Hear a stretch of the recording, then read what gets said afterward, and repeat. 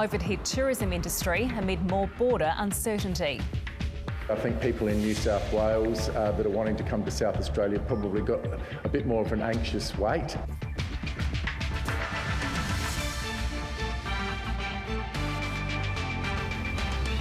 Also, a Melbourne-based Chinese businessman facing deportation for being a national security risk. How an Adelaide scientist is hoping UV light can kill coronavirus in the air. And crowd numbers crunched at the SCG as cricket's COVID crisis continues. We want to deliver the entire summer as scheduled, if at all possible.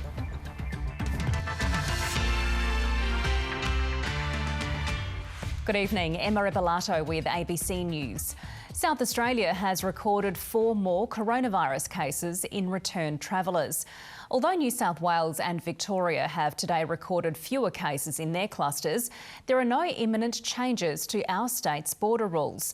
It's hoped more interstate visitors will be welcome soon, though, with the release of a new round of travel vouchers. But some local operators are unhappy they've been left out. It has been a tough 12 months for tourism operator David Dowdle. Each time a border gets closed, we have then got to cancel our bookings, which we have at the minute. We got to refund monies as well. And then I guess it's most people are losing a little bit of faith in going and holidaying. He's disappointed his tours won't be eligible for the second round of state tourism vouchers, which are set to be offered tomorrow. We're a major part of the tourism in South Australia as well as the hotels. $100 vouchers will be available for CBD stays and $50 for those going regional. The government says it is considering expanding the scheme for other types of operators in potential future rounds. We're looking very closely at schemes interstate. Some have done well, some not so well. We're learning some of the lessons. Labor says it should have happened this time. If we want to see a take-up rate of greater than 50%, which I think everybody wants, we need to expand the criteria so 2 operators can get access to the scheme and accommodation providers can also deliver the service on a Saturday night. There will be some changes to this round. Just under half the vouchers will be allocated to interstate visitors. It's the same application process where people will go onto southaustralia.com, they'll apply for a voucher and they'll enter their driver's licence. The state government is confident visitors from Victoria will be able to come into SA for now. But while New South Wales has technically recorded 0 cases today, it'll still be a while before the border is reopened. We want to get 14 days of no new cases. That's the benchmark that we've set. South Australia recorded 4 new infections today, all returned travellers in hotel quarantine, leaving a total of 13 active cases. Evelyn Leckie, ABC News, Adelaide. Audio recordings have emerged revealing Donald Trump threatening Republican office holders in Georgia in a last-minute bid to try to overturn his election loss. President Trump urged Georgia's Secretary of State and his legal advisor to re-examine the results, repeatedly claiming he won the state. All I want to do is this. I just want to find 11,780 votes. The Georgian officials could be heard rebuffing the president, telling him they stood by their numbers. A Melbourne-based Chinese businessman with links to prominent federal MPs is facing deportation after being declared a national security risk by ASIO. Liberal Party donor Ha Liu developed connections with the Assistant Treasurer Michael Sukkar and federal Liberal Gladys Liu. This exclusive report from ABC Investigations' Sean Rubenstein-Dunlop. Chinese Army veteran Ha Liu had Australian government connections, donating money and earning handshakes from the Liberal Party. Now Ha Liu is fighting deportation in court, deemed a national security risk. It shows that a person who's now thought maybe to be a person of malign influence has got access to government at the highest level. Mr Liu founded a neighbourhood watch organisation with more than 50,000 members on Chinese social media platform WeChat. Mr Liu signed a deal with China's Melbourne Consulate, making his association a consular protection assistance agency for Chinese citizens it deemed in need. In secret documents obtained by the ABC, the Consulate General promised funding on the condition the group abide by clear requirements, including promptly reporting back from the scene of an incident and providing undefined security risk information to the Consulate General. In a statement, the Consulate disputes any financial exchange with the volunteer group and denies any interference in Australia. Federal Liberal MP Gladys Liu publicly endorsed the agency over several years. Gladys Liu has now been tied to several instances of inappropriate influence. I must say, I am stunned that she still holds the confidence of the Prime Minister. Liu donated more than $20,000 to the Liberal Party, accessing exclusive events. Michael Sukkar embraced Mr Liu over more than 2 years at party events, including a seat at his budget night table, thanking him for his friendship and support. A spokesman said that card was one of thousands sent by Mr Sukkar, and the pair never had a private conversation. Michael Sukkar is a rolling problem for the government. The only time he gets a run is in various forms of scandal. The Liberal Party is distancing itself from Liu. In a statement, Gladys Liu says she only knew him in his public capacity and wasn't aware of the allegations against him. Liu says he hasn't done anything wrong and will get justice in the courts. But the scrutiny over how this donor gained access to the Liberal Party has only begun. Sean Rubenstein-Dunlop, ABC News. A retired war crimes prosecutor who helped convict Nazis and other mass murderers says senior figures in the Australian Army must be investigated over allegations of unlawful killings in Afghanistan. Today, a new office set up to pursue possible prosecutions from that lengthy conflict has formally begun its work. Here's Defence correspondent Andrew Green. I consider this tribunal a false tribunal. When Slobodan Milosevic was brought before the International Criminal Tribunal, Australian lawyer Graham Blewett was part of the team that helped convict the former Yugoslav president of war crimes. That's your problem. Now the retired magistrate, who once also pursued Nazi war criminals, is closely studying how similar allegations against elite Australian soldiers are being handled. The only difference is that the crimes have been committed in Afghanistan and the perpetrators are alleged to be members of the Australian Defence Force.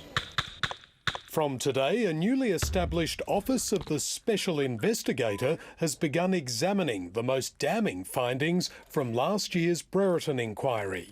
The unlawful killing of civilians and prisoners. And the task of preparing possible prosecutions is being overseen by Special Investigator Justice Mark Weinberg. He's being urged not to just focus on the junior soldiers who may have perpetrated the alleged crimes. In my view, it's necessary to examine that chain of command to determine whether or not there was some failure. We expect that the Office of the Special Investigator will conduct full and effective investigations, and that should also include going up the chain of command. The Special Investigator will need to draw heavily on help from Australian Federal Police and other homicide detectives from across state forces. But inside the law enforcement community, there are concerns that this country doesn't have enough current expertise in tackling war crimes. Investigating war crimes is really quite different to investigating ordinary criminal activity. And securing convictions could be a whole lot harder. Andrew Green, ABC News, Canberra. A judge in Britain will tonight decide if the Australian founder of WikiLeaks, Julian Assange, should be sent to America to stand trial on espionage charges. He faces 18 offences with a penalty of up to 175 years in jail. Europe correspondent Linton Besser reports. This was how Julian Assange first got America's attention. Light them all up. 202 traffic, 260s. Come on, fire! Exposing its dirty secrets. Oh yeah, look at those dead bastards. We know now about war crimes, we know about acts of torture, rendition, other horrific acts by the US government. Washington never forgave him and accused him of conspiracy to hack computer networks and of illegally dealing in classified documents. Now, after 8 years of cat and mouse, Julian Assange is on the precipice of extradition to the United States. This case will have historic ramifications. It could change the future landscape of journalism. The Trump administration wants the Australian to face charges of espionage. Legal observers say it's an unprecedented breach of US free speech protections. There is no way he can be lawfully extradited to the United States because he's being sought for a political offence, espionage. After skipping bail and hiding for years in London's Ecuadorian embassy, Mr Assange has been locked up inside Belmarsh prison since April 2019, in conditions which his doctors and a United Nations Special Rapporteur believe constitutes grave mistreatment. He showed all the symptoms that are typical for victims of psychological torture. The Assange team is pessimistic about his chances. We are prepared for the continuation of this fight up until the Supreme Court and to the European Court of Human Rights. And they've been urging Donald Trump to issue a pardon. I've pleaded the president to show the mercy that the deep state will not show Julian. Barack Obama and Joe Biden chose not to pursue these criminal charges when they were in office, believing they fell foul of the US Constitution. Now, Julian Assange's team is also holding out some hope that a change in administration later this month might be his salvation. Linton Besser, ABC News, London. There have been encouraging signs in Victoria's coronavirus outbreak with just 3 new local cases. The state's 36 active cases are all linked to one cluster from a Thai restaurant or are returning travellers in hotel quarantine. More than 32,000 people were tested yesterday, but many more queued for hours in vain. When they tell us that we need to get tested within 24 hours, but then there's no facility to be able to do that, it's enormously frustrating. The Victorian government has promised to increase capacity at testing sites. New South Wales has recorded 0 local cases for the first time in almost 3 weeks, but 2 cases picked up overnight will be included in tomorrow's numbers. As tighter restrictions take hold in Greater Sydney, it seems some still aren't getting the message. Rani Hayman reports. Saturday was not a nice day for a white wedding. Police allege more than 600 people were at a wedding in Sydney's West. Paradiso Receptions has been fined $5,000 for the COVID breach. I'm actually quite disgusted that anybody would put their community at risk that way. We're angry about it. We'll always reconsider what penalties look like, and we haven't had such a breach, a deliberate breach. So far, few people have breached the new mask rule. Not wearing them at indoor public venues could result in a $200 fine. Yeah, it is a bit humid today, so it's a bit hard to breathe. I feel sorry for the first responders. We have to care about each other, you know, not just about ourselves. It's very stuffy, and I really don't like it. It's the law for now, without an end date in sight. When we get back to 0 transmissions from a considerable period of time, well, that's when the government will consider removing the objective. Only 22,000 swabs were taken yesterday. Authorities say it's not good enough. We are in a high alert period. We've got an opportunity in this Baralla cluster to get on top of it. 15 cases are now linked to the Baralla cluster. A cinema in Auburn and a salon in Lidcombe are the latest venues to be caught up in the outbreak. Health authorities are contacting those considered to be close contacts. Authorities say it looked too close for comfort at a Human Nature concert on Saturday in the city's west. Rooty Hill RSL has been slammed by the police minister. It's going to be that 0.1% of the population that run weddings in Fairfield or run clubs in Rooty Hill that are doing the wrong thing are going to drag us back into lockdown, and look out if they do. The venue insists it's done nothing wrong and it hasn't been fined. We fully complied with that health order, which allowed us 75% of the capacity and masks not compulsory. Rani Hayman, ABC News, Sydney. Nearly 3 weeks into this latest Sydney outbreak, daily case numbers appear to have stabilised. The Baralla cluster in Western Sydney looms as the biggest threat to that stability. But with thousands now in isolation, it's hoped cases have been found before they infect others. Here's our analyst, Casey Briggs. We can't get ahead of ourselves, but this New South Wales outbreak is looking a lot like the last one. There was a sizable spike in cases when this cluster in the Northern Beaches was first discovered in December, but that has now stabilised to a 7-day average of about 8 cases a day, and that is familiar territory. This is the trajectory of the last outbreak in the state, the one seeded by a case at the Crossroads Hotel. And this yellow line are the current case numbers. There are actually fewer cases being recorded a day at the moment than there were at the same time period in the Crossroads outbreak. Now, last year, this wave took months to come under control. It's clear that the other states outside New South Wales don't view that as fast enough. But how will we know if New South Wales is losing grip of this virus? One, look at the mystery cases, those cases that are unlinked to a known source or still under investigation. Those numbers are still quite low. If they start to tick up, well, then we'd be concerned that there's been significant spillage from the known clusters and into the community. And then there's the testing numbers. That pre-Christmas surge we saw in testing has unfortunately not been sustained, and that increases the chance that there are chains of transmission in the community that haven't been found. New South Wales want to see testing numbers as high as 30,000 or more every day. And that's a number that Victoria did achieve today. And with all of their new cases linked to the one single cluster in the state, and those numbers being very small, that's a very positive sign for that cluster. Casey Briggs there. Still to come this hour, families trapped inside the nation's latest COVID hotspot. It is really hard on them. One of our family Christmases was cancelled. I'm very aware that a lot of kids are suffering during this, and I've heard stories of that. Also, Victoria's weekend of traffic queues and frustration. That's coming up. Hospitals in the UK have begun administering the newly approved Oxford AstraZeneca vaccine, hoping it will show a record surge of infections.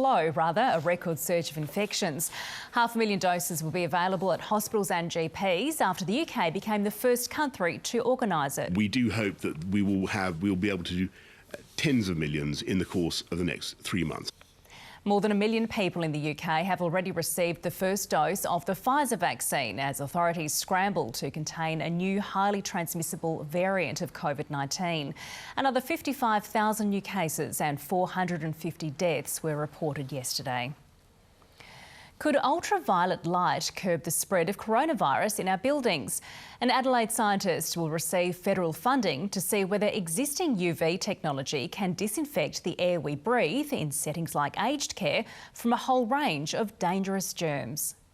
The pandemic has perhaps been the greatest challenge aged care facilities have ever faced, from super strict infection control to family separation. Australian researchers will explore whether an ultraviolet light similar to this one can kill the virus that causes COVID-19 out of the air. And we're taking this kind of existing technology and really applying it in a new setting where at the moment we've got a really acute need. The germicidal UV lights would be installed inside air conditioning systems at aged care facilities. We are placing these units within closed ducted systems or very high in the air column to make sure there's absolutely no potential for people to be exposed. Professor Rogers' project has been given $1.3 million from the federal government to conduct the trial. He's hopeful it could help prevent more virus outbreaks like Adelaide's COVID cluster linked to a poorly ventilated hotel corridor. This type of technology has already been proven to work against tuberculosis pathogens, and it could also fight against influenza particles. The UV lights will be tested with the flu virus, not coronavirus. In aged care facilities, what we've seen in Australia and across the world is these outbreaks are so rapid and have such terrible consequences that we really need to have a belt and braces approach to protecting people. Lighting the way to a safer future. Natasha Kalios, ABC News, Adelaide. And now with the day's finance news, here's Elise Morgan. It's official. Nothing can knock Australians' faith in residential property, not even the first recession in almost 3 decades. CoreLogic says nationally home values rose by 3% in 2020. Regional properties outperformed cities for the first time in 15 years, rising a solid 6.9%. The pandemic and Zoom have put backwaters firmly on the buyer's map. In the capitals, it's a tale of 3 markets. Sydney and Melbourne, the markets most dependent on migration, have had a tougher year than the others. While after 5 almost straight years of decline, Perth and Darwin are finally on the up. There's no big slowdown expected. This chart today from the banking regulator puts it most succinctly. Absolutely no let-up from owner-occupied demand for finance. The ASX was another market defying gravity today. It shook off expectations of a sharp fall to close up around 1.5%. A sea of green for the first trading day of the year. Resources dominated the leaderboard thanks to a surging gold price, and iron ore miners rallied on the back of positive Chinese data. It was hard to find a stock going backward today, but Link did it in spectacular fashion, losing 13% after US group SS&C pulled its $3 billion takeover offer. The gold price is at a 2-month high, iron ore's at a fresh 8-year high. Oil is languishing. Strong commodity prices are helping the dollar hold around 77 US cents. And yes, I've included Bitcoin because it went stratospheric again through 33,000 US dollars. No reason, just people taking a punt. And that's finance. English singer Jerry Marsden has died after a short illness, aged 78.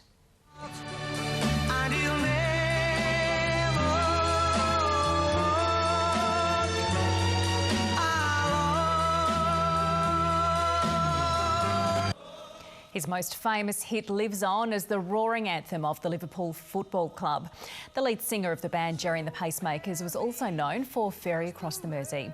Jerry Marsden's career started in the Liverpool club, the Cavern, in the early 60s, where he was signed on by Beatles manager Brian Epstein. Crowd numbers have been slashed for this week's 3rd cricket test at the SCG. Attendance will be capped 25% of the ground's capacity, about 10,000 per day. The Australian and Indian squads have arrived in Sydney to stricter rules, with the players only allowed to leave their hotel rooms for training and matches. The cricket bubble has floated from Melbourne to Sydney. Life in quarantine, the new normal for the Australian and Indian squads. I know there's a few people from both squads who have been in a bubble for close to 6 months now, but in my eyes, it's a very small sacrifice for us to get out there and play the game that we love and put a lot of smiles on a lot of people's faces around the world. With the series level at 1-1, there's a lot riding on the 3rd test starting on Thursday. But the crowd won't match the size of the occasion. Just a quarter of the 48,000 seats at the SCG can be filled.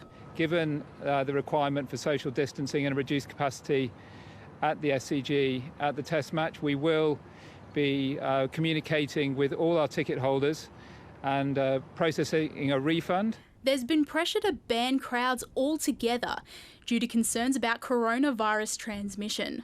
The state government is also cautious. There is now consideration that if it is wet weather, what does that look like? Will people be leaving their zones, their seats, and congregating under the shelter? It's not mandatory, but everyone who comes to the SCG is being strongly encouraged to wear face masks. When fans are sitting here in their seats, they can take them off, but when they're coming in and out of the stadium or lining up for drinks, they should keep them on. There's been speculation the SCG could host back-to-back tests due to India's reluctance to play under tough quarantine measures in Brisbane. But for now, the schedule remains unchanged. We're all systems go for the 3rd test here in Sydney and then the 4th test at the Gabba in Brisbane. Let's just suck it up and get on with it and stop complaining. A bit of straight talk from the spinner, who's due to play his 100th test in the series finale. Bindi Bryce, ABC News, Sydney. The Sydney Sixers are back at the top of the BBL table after a 7-wicket win over Adelaide on the Gold Coast last night. After electing to bowl first, the Sixers held the Strikers to 150 and then chased down the runs with 2 overs to spare. The Strikers struggled through the front half of their innings before Jonathan Wells ensured they would post a competitive target, sharing a 79-run partnership with the hard-hitting Jake Weatherald. In reply, Josh Philippe gave the Sixers control of the match as they passed 50 in the 6th over. But Rashid Khan's brilliant spell of 3 for 18 gave Adelaide hope. Oh, that's an inside edge, I reckon. Or bowl, one or the other, but he's out. Once his spell finished, though, the Sixers regained composure to claim their 5th win of the tournament, leaving the Strikers with a record of 3 wins and 4 losses. Adelaide United has moved up to 2nd on the A-League ladder after an impressive 2-0 victory over Melbourne City at Hindmarsh Stadium last night. Both of United's goals were scored after City captain Scott Jamieson was sent off for collecting his 2nd yellow card for this challenge. The resulting free kick gave Tommy Juric his 1st goal of the season on the end of the nicely worked set piece. 10 minutes later, and it was young gun Mohamed Toure setting up skipper Stefan Mork for the strike that ultimately secured the 3 points. And the Reds are too clear. How great was it in that second half when the fans got right behind us and that sort of lifted and spurred us on, and yeah, it was fantastic. You know, the atmosphere in that second half was great. Carl Viet remains unbeaten in his coaching tenure at the Reds through 7 games stretching back to last season. The country's leading sports dietitians fear many elite athletes are under-fuelling and even unintentionally suffering disordered eating. Teams like the Matildas and the Australian cycling team are trying to educate their athletes and hope the message filters through to the general public. How they perform on the field isn't the only thing monitored in the Matildas camp. The key marker for team dietitians is how regularly players are getting their period. It's one of our first call cards to being in a state of low energy availability. Losing a monthly cycle is a key indicator female athletes aren't properly fueling their body. It's known as REDS, or relative energy deficiency in sport, but isn't exclusive to women. You can have a 120 kilo 6-foot male that has REDS. So it doesn't discriminate in terms of who you are, what sport you play. Dietitian Michaela Welty also plays rugby for the Melbourne Rebels. As a professional athlete, she's seen the symptoms emerge unintentionally. We are really driven by outcomes and numbers, and I sometimes think that can be the downfall. That's why nutritionists for the Australian cycling team not only monitor athletes' intake, but also watch how they perform at training. So for us, presence is really key, and that really opens up the communication channels with the riders. The biggest challenge for health professionals is that no 2 athletes have the same nutritional needs. The difficulty extends to diagnosing the problem in the general population and ensuring each person is eating enough for how active they are each day. And while eating enough to fuel the level of exercise sounds like an easy equation, but it does take a lot of subjective conversation. There isn't necessarily all this really clear data that leads to a diagnosis. Experts say more education and research is needed. Brittany Klein, ABC News. On to the weather details now, and tonight's photo captured by Lausanne Cheers at Sultana Point on York Peninsula. It was cloudy and windy across Adelaide today. Our top temperature of 21.4 degrees came late in the day at 5:15 this afternoon. The overnight low was 16.7. Isolated showers and storms continued in the far north of the state overnight and throughout the day, while light drizzly showers fell about parts of the southern agricultural area. It reached 29 in Coober Pedy and 22 in Minlaton. Thick cloud in the north of the country near ex-tropical cyclone Imogen, together with a monsoon trough, will continue to generate intense rain and storms about northern Queensland.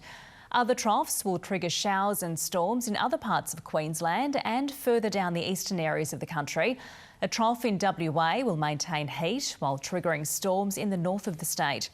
But it'll be dry and hot further south in Perth with 36 degrees, rain with 20 in Melbourne, a showery day with 22 in Hobart. Closer to home, light showers are likely about the far west coast with possible storms in some northern areas, but staying dry in the major centres. It'll become windy though in Ceduna with 22 degrees, 28 in Port Pirie.